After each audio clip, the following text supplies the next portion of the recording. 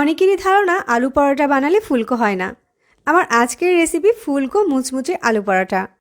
আজকের আলু পরোটাটা তৈরি করার জন্য প্রথমে এখানে একটা বাটির ভিতরে 1.5 কাপ পরিমাণ ময়দা নিয়ে নিয়েছি। চাইলে এখানে আটাটাও ব্যবহার করতে পারবেন। তারপর লবণ দিয়ে দিচ্ছি পরিমাণ মতো, আর দিয়ে দিচ্ছি 2 টেবিল চামচ পরিমাণ রান্নার তেল।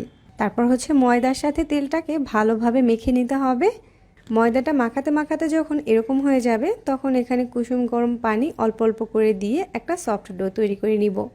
এই কুসুম গরম পানিটা ব্যবহার করলে ডোটা খুব তাড়াতাড়ি সেট হয়ে যায়, আর এটাকে অল্প সময় রেস্টে দিলেই হয়ে যায়। এই তো এখানে আমি একটা সফট ডো তৈরি করে নিয়েছি। এবার এটাকে ঢাকনা দিয়ে ঢেকে 5 মিনিট সময়ের জন্য একটা সাইডে রেখে দিচ্ছি। এখানে আলু পরোটাটা বানানোর জন্য এখানে 2টা আলুকে সিদ্ধ করে খুব ভালোভাবে স্ম্যাশ করে নিয়েছি।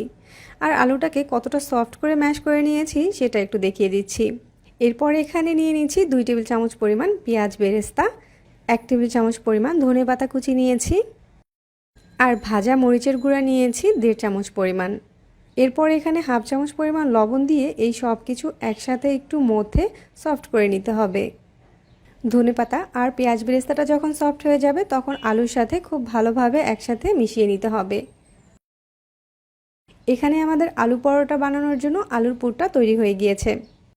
আর এই সময়ের মাঝে আমাদের ময়দার ডোটা খুব ভালোভাবে সেট হয়ে গিয়েছে। আবারও একটু ময়দার ডোটাকে মথে নিয়ে তারপর এখান থেকে কিছুটা করে ডো নিয়ে নিচ্ছি। তারপর ডোটাকে হাত দিয়ে চেপে চেপে একটু পাতলা করে নিচ্ছি। তারপর এখানে মাঝ বরাবর আলুর পুরটা দিয়ে দিচ্ছি। চারো সাইডটা আটকে দেওয়ার সময় একটু খেয়াল রাখবেন, না হয় কিন্তু আলু পরোটাটা বেলার সময় ভিতর থেকে আলুটা বের হয়ে যাবে। এবার আলতো হাতে আলু পরোটাটাকে বেলে নিতে হবে। হালকা হাতে চারো সাইড থেকে বেলবেন, এতে করে চারো সাইড থেকে লম্বা হবে আর ভিতরের পুরটা চারো সাইডে ছড়িয়ে যাবে। তার মানে মাঝ বরাবর চেপে চেপে এটাকে বেলা যাবে না। এই তো এখানে আমার একটা আলু পরোটা বেলে নেওয়া হয়ে গিয়েছে। আর আলু পরোটা কিন্তু একটু মোটা সাইজেরই হয়ে থাকে। চাইলে এ পর্যায়ে এই আলু পরোটাগুলো ডিপ ফ্রিজেও সংরক্ষণ করতে পারবেন প্রায় 1 থেকে 2 মাসের মতো। চুলায় কড়াই বসিয়ে দিয়েছি আর তার ভিতরে আলু পরোটাগুলো দিয়ে দিচ্ছি। এবার একটা সাইড কয়েক সেকেন্ডের মতো ভেজে নিব। দুটো সাইডই কয়েক সেকেন্ডের মতো ভেজে নিয়ে তারপর উপর থেকে 1 চামচের মতো তেল দিয়ে দিচ্ছি। এখানে তেলটা পরে ব্যবহার করার কারণেই কিন্তু আলু পরোটাগুলো অনেক বেশি ফুলকো হয়েছে। হালকা এভাবে হাতল দিয়ে একটু প্রেস করবেন, তাহলেই দেখবেন সবগুলো আলু পরোটা খুব সুন্দরভাবে ফুলে উঠেছে। এই তো এখানে আমাদের একটা আলু পরোটা তৈরি করা হয়ে গিয়েছে। আর ঠিক একইভাবে সবগুলো আলু পরোটা তৈরি করে নিব। আর দেখেই তো বুঝতে পারছেন আমার আলু পরোটাটা কতটা পারফেক্ট হয়েছে।